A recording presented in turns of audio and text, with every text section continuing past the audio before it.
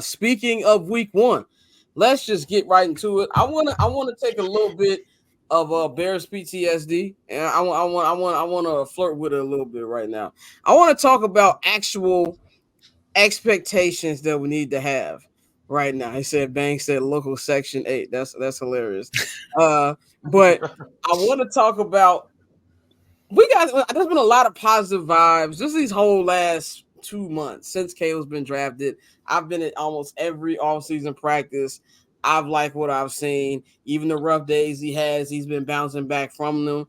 But he's still a rookie. And I want to talk about some of the expectations we should have for his early season struggles, which I believe are going to happen. I mean, I can't remember who's the last rookie in the NFL who came out just killing out the gate, didn't really have any as a quarterback. Maybe Ben Roethlisberger or Joe Burrow, something like that. Go ahead. I mean, bro, CJ Stroud CJ didn't struggle. He just got hurt. Right. He didn't struggle. He just got hurt. I just forgot. That was last year. Yeah. CJ Stroud had 5 total interceptions. 3 of them were in one game.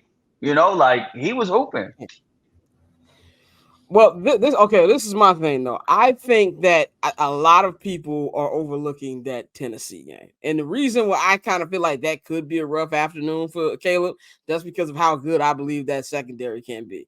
Bang is looking at me like I'm completely full of shit right now. But I think that we need to prepare for the possibility of maybe it being a couple games before he really gets rolling.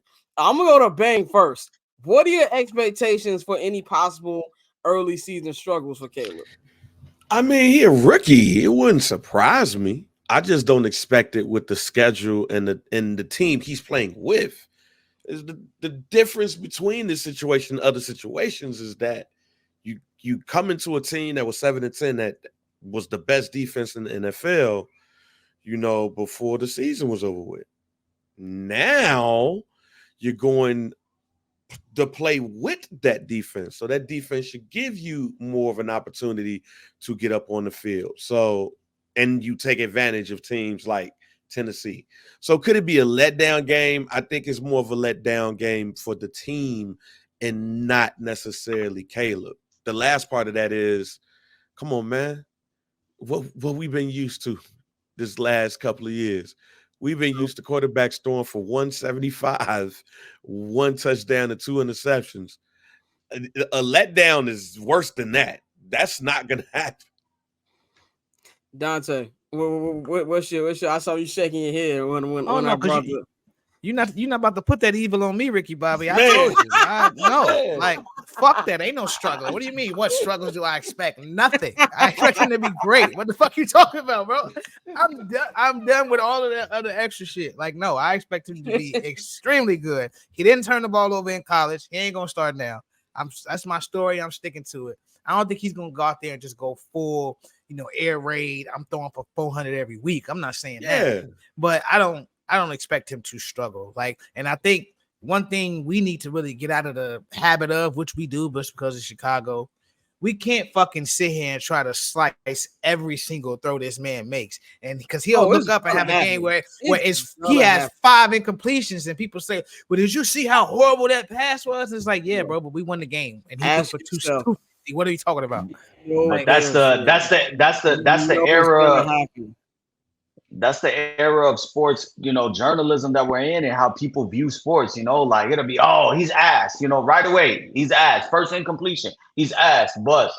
But the Titans, honestly, like, they're not a bad team. There's still question marks with Will Levis, but they have made some solid additions this year that, when you look at it, Tony Pollard, L'Jarius Sneed, Calvin Ridley, Awuzie from the Bengals. I think there's still some holes on their defensive line and their offensive line. That linebacker core, the linebackers are terrible. Linebacker cores Correct. So that might be a game where we see Cole Kmet feast. That might be something where we see a lot of, Roma Dunze getting in the middle of the field, DJ Moore putting him in the slot, getting them open and kind of creating there. But I would, let's be real. We're Bears fans. How many times do we get excited for a week 1, the 100th game, the 100th, season of the Bears, to kick off the season, Bears Packers? We scored 9 fucking points Oh, last don't even year. get me started on that. Last year, Packers, Bears, we're geek. Jordan Love, Rodgers gone. He fucking lit us up. So like, anything is on the table, but I'm gonna just go and say that I think that the Bears on paper match up with anybody, as Tyler O'Neill just hit a home run for the Red Sox. Also, Dante, flip that TV. Paul Skeens, baby. Paul Skeens is on the mound. But yeah, so it's really tough. It's gonna be tough. There's gonna be growing pains, but this team is set up the right way. That's why I keep saying Shane Waldron, Matt Eberflus. The pressure is now on you. You know what I'm saying? Because Caleb is going to have every built-in excuse that he deserves as a rookie, and it's on y'all to go ahead and not make this the Bugatti and the Bando meme. You know what I'm saying? Coach him up, put him in the situations for him to go ahead and excel from week one. So it's gonna be really interesting to see. But I won't be shocked either which way. But I do think that the Bears come out and show us something. I think, even from all accounts, Scott, of what you've told us, of other beat writer stuff we've seen, the offense is already in the passing game alone ahead of where they've been the last 2 seasons. Yeah. Even through OTAs, they're already ahead. So it's like, okay, like we can only go up from here because we know the running game is going to be the running game. I think Adam Hogan hit the nail on the head when he said that where Caleb is right now was, where Justin was right last year is Caleb's floor. And look, I think, Mike, you hit the nail on the head on a lot of points that I wanted to say. Nothing will surprise me. No, I'm not saying I'm expecting it. I'm not saying that it's gonna happen. He could go out there, he could light him up. If he go out there 4 touchdowns, you might watch the show today after that. If you go out there 350 yards, 4 touchdowns, no picks, you're going to get a very lively local hour. I'm telling you that right now. I'm being in that press box doing 79th and Hallis yelling if that happens. But, Mike, you brought up a great point. Last year, we were so hyped. Now, granted, different situation. Justin Fields is a different quarterback. But it's the Bears. And that's why I brought this question up. I remember how the energy. It was a good 75-degree day. Man. They were screaming, fuck Green Bay all through. The birds chirping. Dirk album cuts. Jay Illa was playing Dirk album cuts. I was ready to fight somebody. It felt good. And Jordan Love went out there and looked like biracial Aaron Rodgers. I was just like, it didn't change. His mom having tickets. Yeah, I'm like, it didn't change. That game made me so mad. I didn't do post game. I went to this bar that was like 2 minutes away from where the Sox play. And I drank in my sorrows, nigga. So I'm just saying everything's on the line. So I think the biggest thing here, and I'm going to go back to you, Dante. I'm not Dante, but Mikey, because we were talking about this. To get to this point, we've been talking about preseason, and we know Matt Eberflus has whatever. We're the last 2 coaches, both Matts, have had weird preseason, regimens. I personally said I don't believe that Caleb Williams is going to play in the Hall of Fame game because they have 4 preseason games this year than the usual 3 because of the Hall of Fame game. Also, nobody ever plays the Hall of Fame game. I personally hope he does because if I got to take a 6-hour drive to Canton, Ohio, I want to at least see him play a couple snaps. But what do you think they can do for the preseason to get Caleb as prepared as possible so where we're not even really worried about struggles come week 1, week 2? Because that first 3 games, that can say a lot. Those first 3 games are not easy. Like Tennessee, you can get got if the team in general overlooks them. You got the Texans at the crib on Sunday Night Football, and the Colts is not going to be an easy game as well. How do you think that he can prepare them with these preseason games?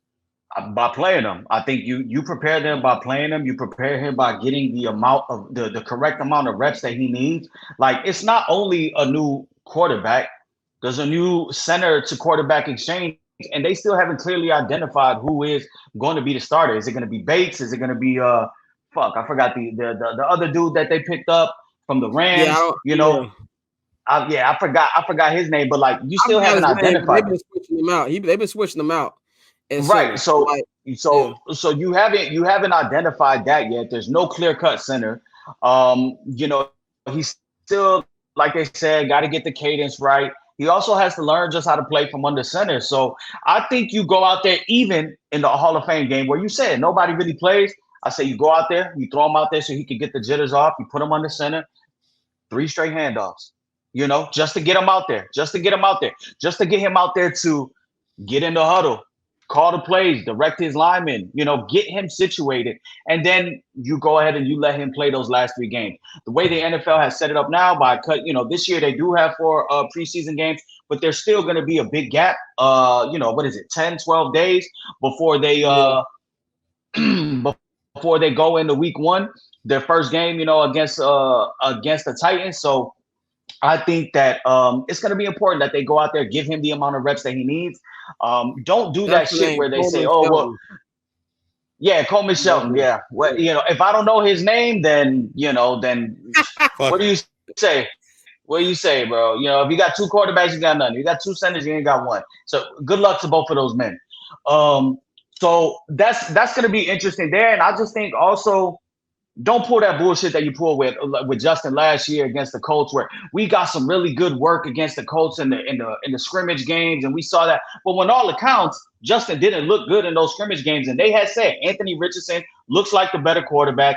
He's lighting it up. Don't do that. Go ahead and get Caleb game reps. Go and get Rome Odunze game reps. Go ahead and get Tyreek Stevenson, you know, some reps out there, you know, at cornerback. So they don't got to play every fucking game, but don't go ahead and shortchange this, because this is not the year for that. The rebuild is over. This is now the time for Eberflus, Waldron, everybody to go ahead and show that, hey, we made the right decision on moving on from Justin, and we have the right people leading this staff. That paper on display, haters old news, money on the other line, so I'm not gonna hold you. Money on the other line, so I'm not gonna